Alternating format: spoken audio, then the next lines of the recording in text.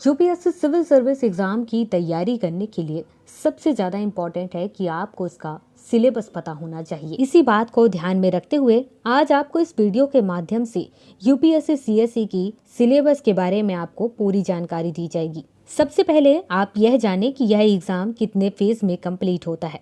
UPSC CSE का यह exam 3 phase में कंप्लीट होता है। सबसे पहले होता है प्रीलिम्स, उसके बाद होता है मेंस और उसके बाद होता है इंटरव्यू। यहाँ पर सबसे पहले आपको जानने की ज़रूरत है कि प्रीलिम्स एग्ज़ाम में जब आप सेलेक्ट हो जाएंगे उसके बाद ही आपको मेंस एग्ज़ाम में बैठने का मौका मिलेगा।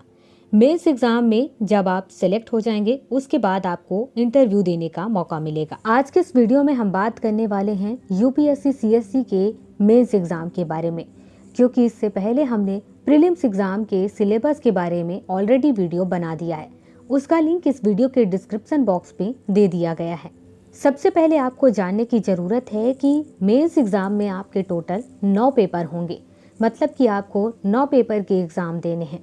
यहाँ पर सबसे पहली चीज़ आपको जानने की ज़रूरत है कि यूपीएससी सीएसई के मेंस एग्ज़ाम में जो क्वेश्चन पेपर हैं उसमें आपको आंसर लिखना होता है। यहाँ पर ऑब्जेक्टिव टाइप के कोई भी क्वेश्चन नहीं पूछे जाते हैं। आपको सभी पेपर के लिए 3 घंटे का समय दिया जाता है। यूपीएससी सीएसई के मेंस एग्जाम में इस तरीके से आपका टाइम टेबल होता है। यहाँ पर आप सभी ध्यान दीजिएगा। एक दिन में 2 पेपर होते हैं।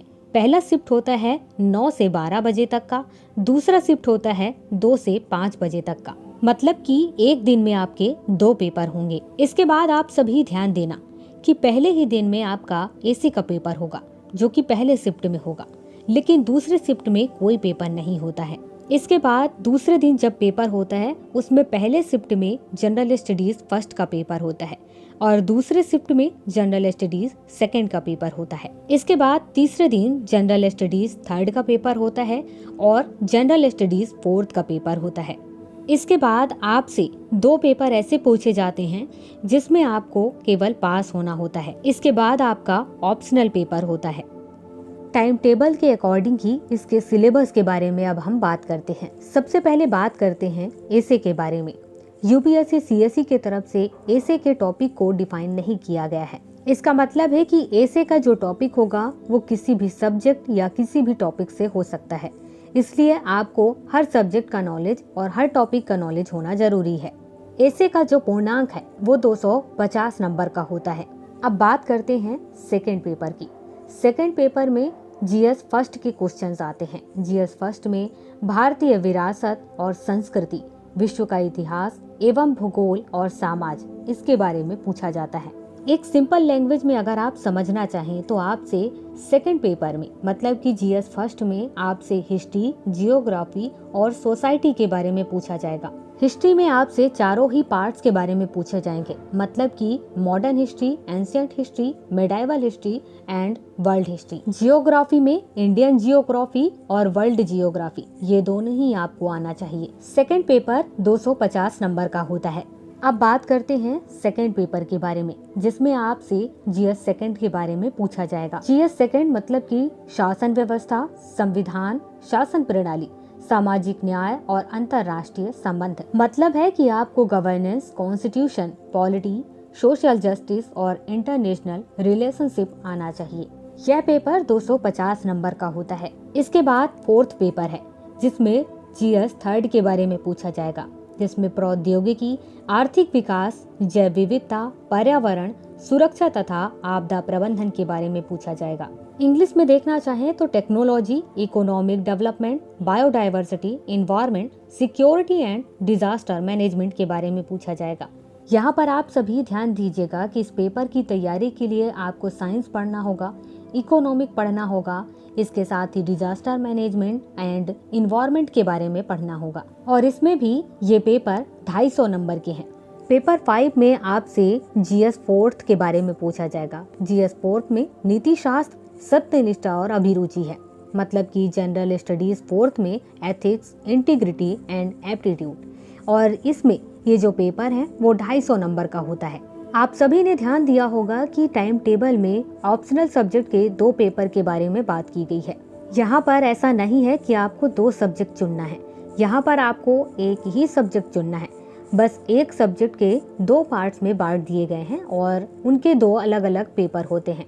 इसके बाद अब बात करते हैं कि आखिर आप कौन कौन से सब्जेक्ट हैं जिनको आप ऑप्शनल सब्जेक्ट के रूप में ले सकते हैं। यहाँ पर आप सभी को ध्यान देने की जरूरत है कि ऑप्शनल सब्जेक्ट के जो 2 पेपर होते हैं, पहला पेपर 250 नंबर का होता है, दूसरा पेपर भी 250 नंबर का होता है। टोटल ऑप्शनल सब्जेक्ट में आपको 500 नंबर दिए जाते हैं।